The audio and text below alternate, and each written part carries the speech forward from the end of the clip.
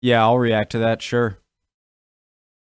Okay, guys, another one of my war cartoons.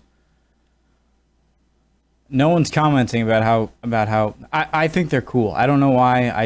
I've been looking them up for the past few days and I like them. So they're going over there. I like this one. Alrighty.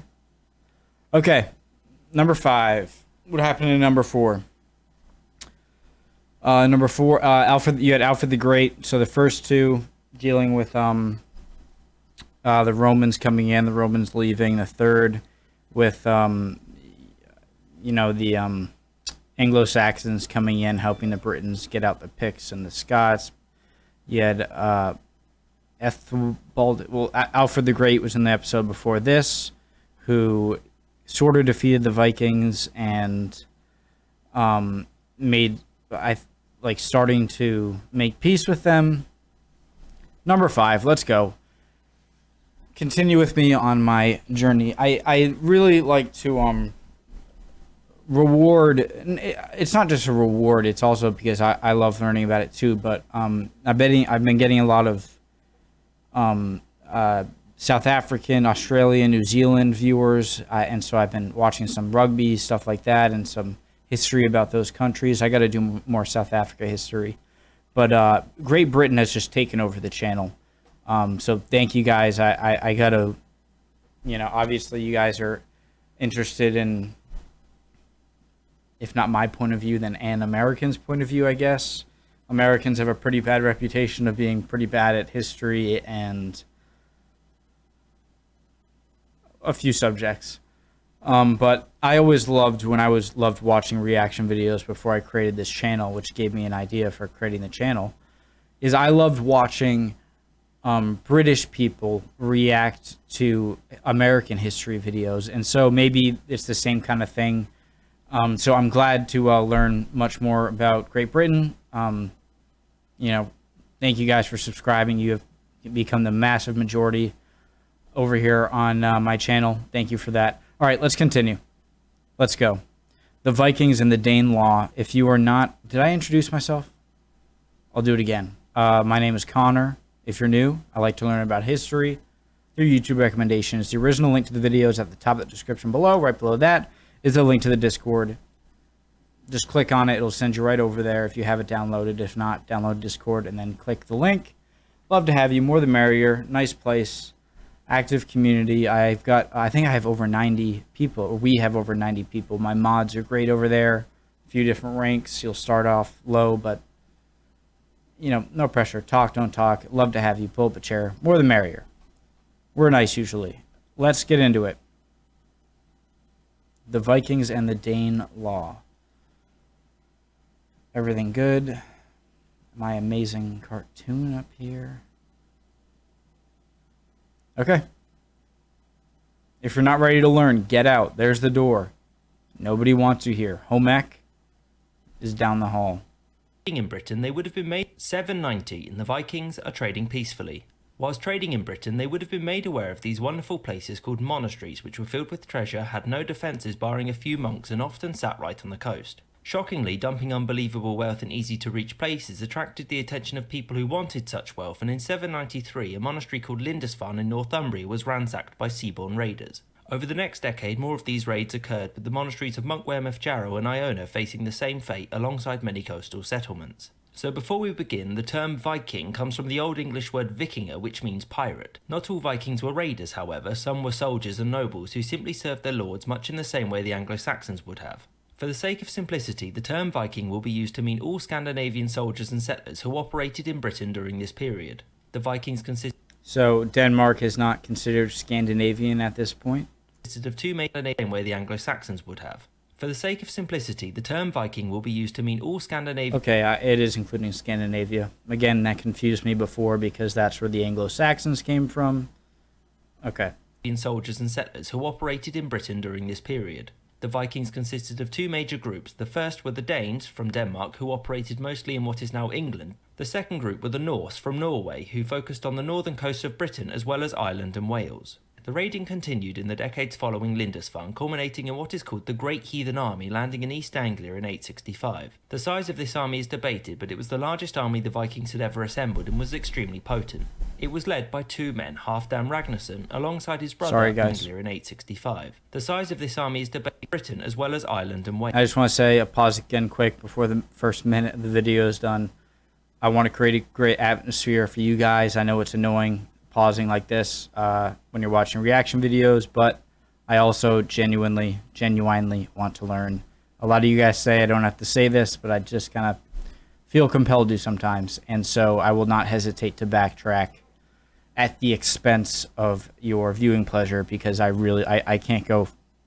If I miss 30 seconds of something, I'm not just going to continue. That of two major groups. The first were the Danes from Denmark, who operated mostly in what is now England. The second group were the Norse from Norway, who focused on the northern coast of Britain as well as Ireland and Wales. The raiding continued in the decades following Lindisfarne, culminating in what is called the Great Heathen Army, landing in East Anglia in 865. The size of this army is debated, but it was the largest army the Vikings had ever assembled and was extremely potent. It was led by two men, Halfdan Ragnarsson, alongside his brother Ivar the Boneless. So the East Anglians paid the Vikings off and agreed to let them winter there, providing they didn't kill everyone. In 866, the Great Heathen Army headed into Northumbria and quickly seized Eorfavik, or York as it's now known. Incidentally, the reason that it was so easy for the Vikings to get to York was because they sailed there. Viking longships were considerably faster than walking or riding, and this was made even easier by the fact that the English coastline did not look like this, as it does today, but in fact it looked like this. The Vikings had arrived at an opportune did not look like this, as it does today, but in fact it looked like this. Really? So you had a big bay here. Easier by the fact that the English coastline did not look like this, as it does today, but in fact it looked like this.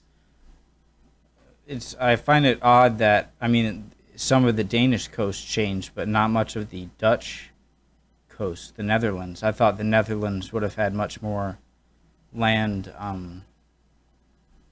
Even easier by the fact that the English coastline did not look like this, as it does today, but in fact it looked like this. The Vikings had arrived at an opportune moment because Northumbria was in the midst of a civil war which saw two kings, Ella and Osbert, try to outmurder each other for the throne. Upon realising the Vikings were in Northumbria, they both united their forces and marched on York, where they and their armies were swiftly butchered. After this, the Vikings placed a puppet king called Egbert on the throne, and many of the nobles of Northumbria fled north, which split the kingdom into two. The northern half had its capital at Bebbanburg, modern-day Bamburgh, whereas the southern kingdom was centred at York. Over the next couple of years, the Vikings marched through Mercia and they seized the important city of Snottingham, or Nottingham as it's now called. A combined force from Mercia and Wessex attempted to retake the city, but they failed. In 869, the Great Heathen Army went south into East Anglia again, but this time its king, Edmund, refused to pay them off and so met them in battle. Edmund was subsequently captured and executed, thus earning him the moniker Edmund the Martyr. In 871, some reinforcements arrived from Scandinavia and the Vikings turned their attention to Wessex. This invasion didn't come to much when the King of Wessex, Ethelred, defeated the Great Heathen Army before dying and being succeeded by his brother Alfred, who then paid the Vikings off. The Great Heathen Army continued... So this is going covering much of the last episode, which makes sense. They're pretty intertwined. Moving up and down the country over the next few years, and Mercia was eventually toppled in 874. The army continued moving up, being succeeded by his brother Alfred, who then paid the Vikings off. I feel like I'm starting to get it. Moving up and down the country over the next few years, and Mercia was eventually toppled in 874. The Viking army then split up, with Guthrum heading south into Wessex and Halfdan taking his band north to fight the Picts and the Britons. The Anglo-Saxon Chronicle states that after defeating the Picts, Halfdan shared out the lands of the Northumbrians and they proceeded to plough and to support themselves. So it can be said from this passage in the Anglo-Saxon Chronicle that the Vikings in Halfdan's portion of the army had permanently settled the land in Northumbria, and for many this is considered the beginning of what is called the Dane Law. So the Dane Law, as the name suggests, was the part of Britain which found itself subject to the Danes and their laws. Of course, some parts of Britain would come under the control of the Norse, but no distinction is made here. Their laws. Of course, some parts of Britain would come under the control of the Norse, but no distinction is made here. The Dane Law was by no means some great unified territory that sat in opposition to the Anglo-Saxons living next door. It was political. Okay. So the Britons, the Picts, the Scots were the original three groups on the islands. The Scots were on Ireland, what is nowadays Ireland. Of course, when I'm saying these countries, I'm saying they're now, their territory nowadays, and I can't stop thinking of Ireland looking like a cute little bird, like its eyes and its little. Anyways, so the Picts and the Scots there, and then the reason I stopped is because I heard Norse, and then the Anglo-Saxons came from what is modern day Denmark and Netherlands. The Danes were also what the people from modern day Norway were called, and the Denmark and Norway are both, though, Scandinavian, but people who lived in modern day Denmark at the time weren't Norse. Only the Norwegians, modern day Norwegians, were Norse. Norse, Britons, Anglo-Saxons, Danes, Picts, Scots. Politically divided, and there was a lot of cultural blending that went on. In the few years after Halfdan's settlement, by which it is meant that he became king and then took everyone else's land and gave it to his men, the eastern portion of Mercia was divided into what is known as the 5 boroughs. Each of these boroughs was ruled by a noble called a Jarl. The 5 boroughs were centred on 5 towns: Nottingham, Lincoln, Stamford, Leicester and Derby. All of these towns would go on to be extremely important regional centres later on, which is why all of them, barring Stamford, have their own counties named after them. As for East Anglia, Guthrum, who had just been baptised as Ethelstan after being defeated by King Alfred of Wessex, became its king. The creation of the Dane... Why do they keep having the weird, like, combination AE? Like, is that some sort of, like, title that means you're the ruler? Because I keep seeing it different variations of Ethel something. Dan, after being defeated by King Alfred of Wessex, became its king. The creation of the Danelaw saw many social, demographic, cultural, religious and economic changes to the areas settled by the Danes. For starters, Danish law stated that the life of an Anglo-Saxon was worth less than that of a Dane. Alfred's treaty with Guthrum stated that in their respective kingdoms, Danes and Anglo-Saxons were to be viewed as equals. This equality did not apply to Britons, though, who were still seen as inferior. One aspect of Danish rule was its pronounced effect on urbanisation. After the settlement of York by the Danes, it saw a steady period of population growth, and importantly, the city's commercial centre expanded. Due in part to York's useful location along the route between Scandinavia and Ireland, and partly due to the fact it was under Scandinavian control, York's importance in international trade grew swiftly. What about the Danes, the Vikings' contacts with the Picts up in Scotland, modern-day Scotland? Workshops, in fact it was under Scandinavian control, York's importance in international trade grew swiftly. Workshops sprang up and housing shortages and what led river to the comes out of importance in what is the mouth of this river that I'm sure this river reaches up to York? International trade grew swiftly. Workshops sprang up and housing shortages led to the building of 2-storey buildings, which shows just how developed Viking urban planning could be. This expansion went hand in hand with the economic prosperity that was seen under Danish rule. A part of this prosperity came from the fact that the Danish had settled and thus were no longer pillaging and stealing everything. The uptick in trade meant that some in the Danelaw began to mint their own coins, which gave the kings of the Danelaw greater legitimacy overseas. So the Danelaw did not just attempt to keep up with its neighbouring Anglo-Saxon kingdoms, but formed its own Anglo-Scandinavian culture. Fortunately for the Vikings, their language, Old Norse, was somewhat mutually intelligible with Old English, which meant that there weren't major barriers between them and the native Anglo-Saxons. This does not mean that there weren't major cultural differences between the two ethnic groups, the largest of which was religion. When they arrived, the Vikings were pagans, worshipping numerous gods such as Odin, Freya or Thor, which was problematic.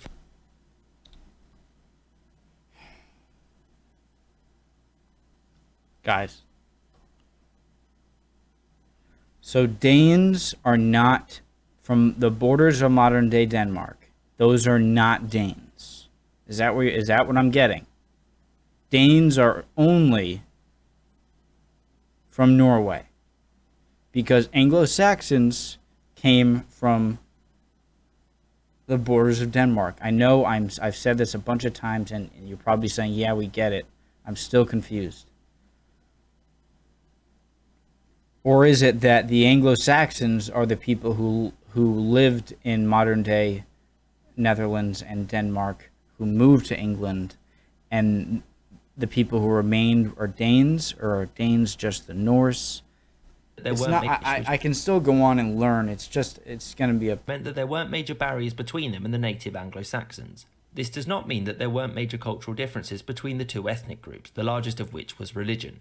When they arrived, the Vikings were pagans, worshipping numerous gods such as Odin, Freya or Thor, which was problematic for the Christian Anglo-Saxons and Celts already living in Britain. When they first arrived, the Vikings had no qualms with raiding and destroying church property in Britain. Churches were the main centres of learning at this point, which meant that many cultural works and laws did not survive the Viking raiding, which is why so much more is known about places such as Wessex than East Anglia or Northumbria. Evidence of major disruption to the church in pagan lands is seen by looking at many bishoprics. For example, the bishopric in East Anglia didn't reappear for nearly 100 years. You've got, or the UK just has so many. It looks like they have so many great, tributary, so many great rivers for great, ports. Like, look at all of these, just such great rivers leading out to the ocean that can support cities over there. Looking at many bishoprics. People always say that the UK really hasn't had great geography, which is mean they'd have to go out and get their own resources. But in terms of, it's just perfect to develop a great naval power, which obviously evidence of happened. major disruption to the church in pagan lands is seen by looking at many bishoprics. For example, the bishopric in East Anglia didn't reappear for nearly 100 years after Viking appearances, and the bishopric of Lindsey never returned. Pagans and Christians living side by side did create a multi-religious society. Many Vikings took Christian Anglo-Saxon wives, which meant that since women were in charge of raising children, many would have had at least a semi-Christian upbringing. This, coupled with the power and wealth of the church, meant that generally pagan beliefs were replaced by Christian ones within a couple of generations. One of the reasons that this is believed is that Viking-style burials are few and far between in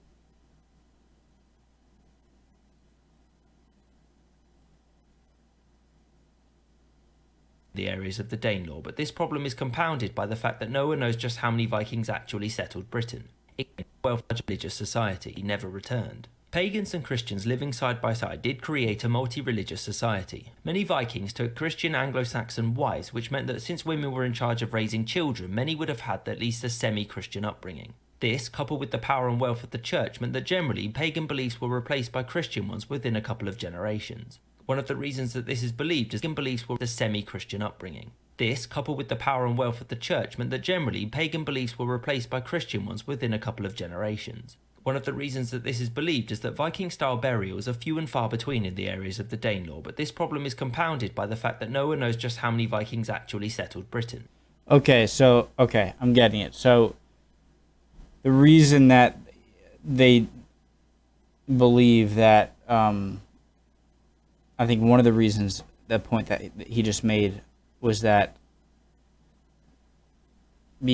lacking evidence of a lot of Viking funerals, like Viking pagan funerals, means that most of the upbringing, even between Viking, Norse, and Anglo-Saxon, men or women, usually they tend to come up in a more Christian upbringing and then have a Christian burial. I think I get that.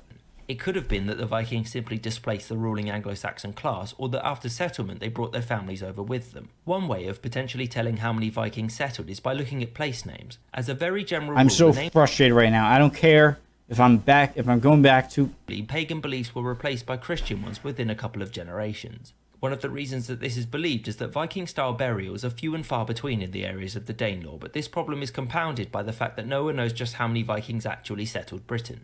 It could have been that the Vikings simply displaced the ruling Anglo-Saxon class, or that after settlement they brought their families over with them. One way of potentially... Well, what would that have to do with the burials? Actually telling how many Vikings settled is by looking at place names. As a very general rule, the names of Viking-founded towns tend to end in either B or Thorpe, such as Derby or Scunthorpe, whereas Anglo-Saxon towns tend to end in Tun, Ham or Bury, such as Luton, Buckingham or Shaftesbury.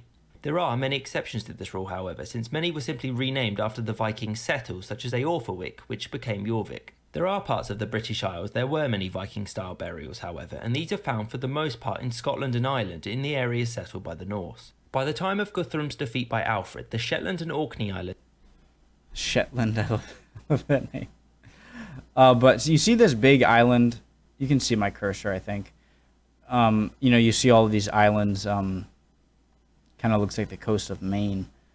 And then this sort of big, long one kind of furthest out to sea to the northwest. I mean, that's a big island. I'm assuming the terrain isn't great, but is that populated? I'm going to probably look at that. Seized and settled by the Norse. The Norse moved further down the western coast of Scotland, conquering the Hebrides before reaching the Isle of Man, Ireland and Wales. In Ireland, the Vikings founded the fortification of Dublin in 841, which was abandoned in 902 and settled again in 917. Due to its central location, Dublin, as it was later known, quickly became an important trading city, particularly in the cargo of slaves. With respect to Anglo-Saxon politics, Dublin was an extremely important centre since it gave the Danes potential allies, but it's important to remember that all Vikings were by no means allies. An example being that due to the raiding by the Norse from Dublin, the Danish Northumbrians offered to make an alliance with Mercia against them. So the Viking position in what would later become England was weakened during the reign of Alfred the Great's successor, Edward the Elder, alongside his sister, Ethelfled. Through a series of conflicts, Edward was able to slowly wear away at the borders of the Danish until a series of victories allowed him to annex all of these lands by 918. In 927, Northumbria fell to Edward's successor, Ethelstan, and thus the only remaining Viking powers in the British Isles was that of the Norse. The Norse continued raiding and also occasionally cemented alliances with the Britons, such as those of the Kingdom of Strathclyde or the sort of kind of now semi-unified Kingdom of Alba, which would soon become Scotland. Northumbria would not stay under English rule without hiccups though. There was a series of conquests and reconquests of York by the English and the Norse over the course of the mid-10th century. The most famous Norse king of York was a man called Eric Bloodaxe. Two things about Eric. One, he had previously been deposed as the King of Norway, and two, his name is awesome but probably wasn't used by his contemporaries. His first reign began in 947, shortly after Eadred became King of the English. The Northumbrian nobility weren't too keen on being a part of a united England, and they took Eric as their king. In response, Eadred invaded and soon ravaged most of Northumbria, and Eric's supporters abandoned him, presumably because dying is terrible. I'm actually pleased that I'm starting to see more overlapping material between different channels, episodes. I heard of Bloodaxe in a different channel.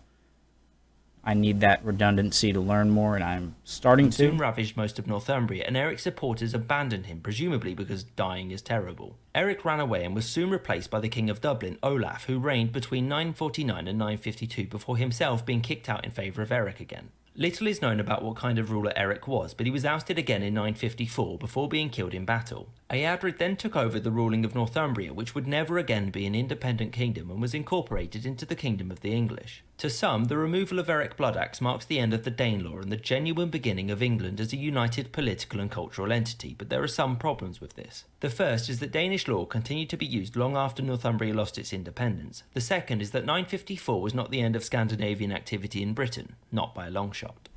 Are you saying that the Dane law that the Vikings imposed, even after they left, the laws that were supposedly gave like more rights to Norse citizens than to Anglo-Saxons, I'm assuming that wasn't kept there, right? Second is that 954 was not the end of Scandinavian activity in Britain, not by a long shot. Northumbria's loyalty to the House of Wessex was not guaranteed, and many who lived in the old Danelaw were not opposed to the idea of a Danish ruler returning. And the return of a Danish ruler was something they would certainly get. I hope you enjoyed this episode and thank you for watching. If you'd like to know more about... I almost questioned a lot of the times, but then I was assured I wasn't like, have I seen this already? Like, did I see this episode? And I'm like, no, wait, I haven't seen this part. But I'm like, wait a second, Bloodaxe? But that was all covered in one of the other videos. And I love the redundancy. That's what it takes, especially with something as complex as English history. I'm so terrified for when it, believe it or not, shocking, I know. And I graduated from college. I went to St. John's in New York for a few years, no major, just liberal arts, which pretty much means I didn't know what I was picking yet. And until a few years later, where I had to pick a major, and it had to be in accordance with the credits I already had, I ended up leaving St. John's and transferring to Providence College, PC, and it ended up graduating there. And one of the subjects that lined up well with the credits I was taking over from my previous college was history. And history was never a huge love of mine. I was always interested. I remember at St. John's going from, this is the end of the episode, so I can talk as much as I want. Going to St. John's and being like, oh, I want to be a physics major, and going into that and I was like, oh, I'm pretty good at this. And then you get to the upper level classes, and I was not good enough. And I was like, oh, maybe chemistry, math, finance, and before you know it was too late, and I left stressed out. And I decided, you know what, I enjoy history.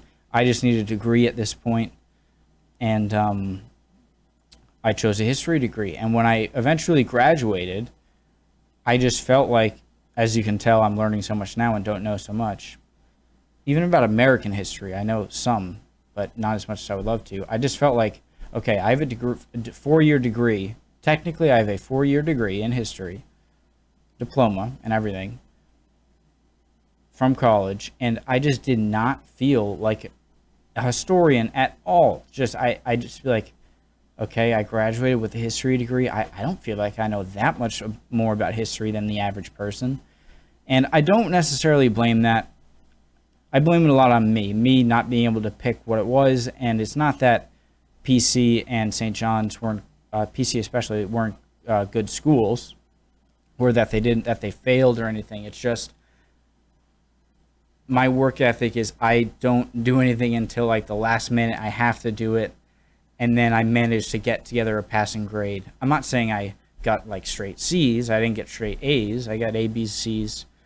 And so yeah, I'm like, okay, a 4-year history degree. I don't feel like I know that much. And one of the reasons, I guess, starting this whole thing was I wanted to learn more about it. And I really did start to fall in love with history through learning about it in college. But I'm not the greatest learner, and it takes me a lot of times. I forgot even what my point was at the beginning of me going on this rant.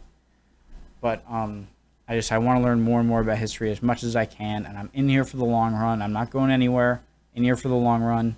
I know these are very skin-deep videos, but I will watch more and more and more until I get it. Don't worry. That might have not sounded like any sense. I went on a rant. Hope you guys are doing well. I turned this 10-minute YouTube video probably into like 30 minutes. See you guys next time.